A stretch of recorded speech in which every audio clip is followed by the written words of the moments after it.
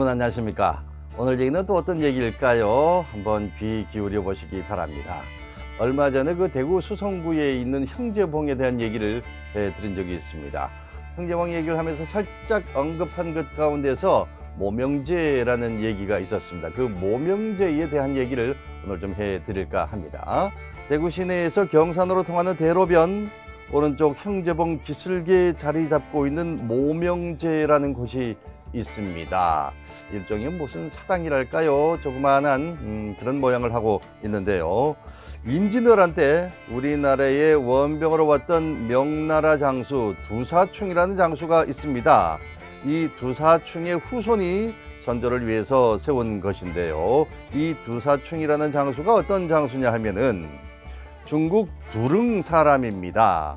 임진왜란이 일어나자 명나라 제독 이여성과 함께 우리나라를 도우기 위해서 왔지요.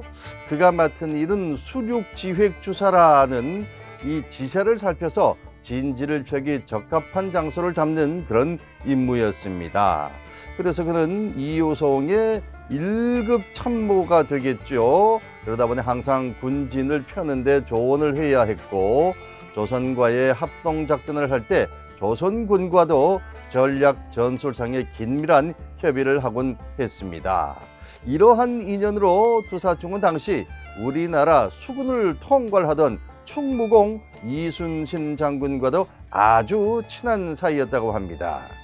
이렇게 임진왜란이 평정이 되니까 두사충은 고향으로 돌아갔는데 정유재란이 발발하자 그의 매부인 진린도덕과 함께 다시 우리나라로 옵니다. 이때 두사충은 또다시 충무공과 만나게 됐습니다. 충무공은 우리나라 장수도 아닌 외국 사람이 수만리 길을 멀다 않고 2번씩이나 나와서 도와주니까 감격해서 두사충에게 한시를 지어서 마음을 표했는데, 한문으로 쓴 그 시의 뜻은 다음과 같습니다. 북으로 가면 고락을 같이 하고 동으로 오면 죽고 사는 것을 함께 하네. 성남쪽 타향의 밝은 달 아래 오늘 한 잔 술로서 정을 나누세. 이 시의 내용을 보면은요, 충공이 두사충을 아낀 내용이 잘 드러납니다. 이후 정유재란도 평정이 되니까 두사충은 압록강까지 함께 왔던 매부인 진린을 배웅을 하고는 자기는 조선에 귀화를 해버렸습니다.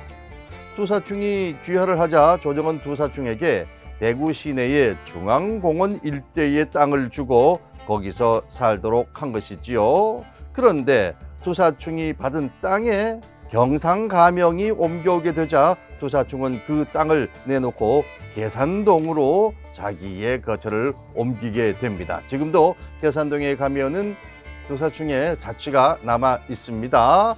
어쨌든 이때부터 계산동 일대는 두시들의 새거지가 됐는데, 두시들은 계산동으로 옮기자마자 주위에 많은 뽕나무를 심었고요. 그 때문에 그 일대를 뽕나무 골목이라 부르게 됐다는 얘기입니다. 지금 그 뽕나무 골목이라고 부르는 것을 아는 분들은 그다지 많지 않을 것으로 저는 생각이 듭니다. 많아도 할 수 없는 거고요. 그런데 사람이 늙으면 누구나 고향이 그리운 법 아니겠습니까? 수만리 떨어진 타국에서 편안한 생활을 하는 그런 두사충이었지만 고국에 두고 온 부인과 형제들이 생각나지 않을 수 없습니다. 이때 두사충은 최정산, 지금의 대덕산입니다. 남구 대덕산입니다.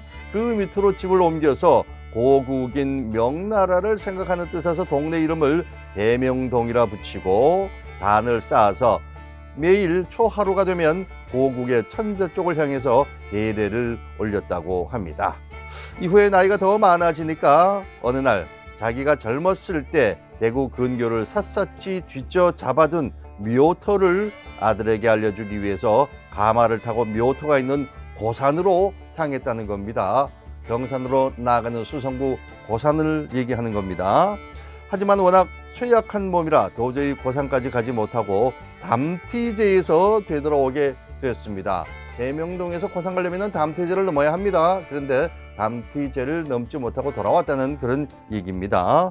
돌아오는 길에 두사충은 아들에게 오른쪽에 형제봉을 가리키면서 저 산 아래 계좌 정향으로 묘를 쓰면 자손이 번창할 것이라고 예언을 합니다.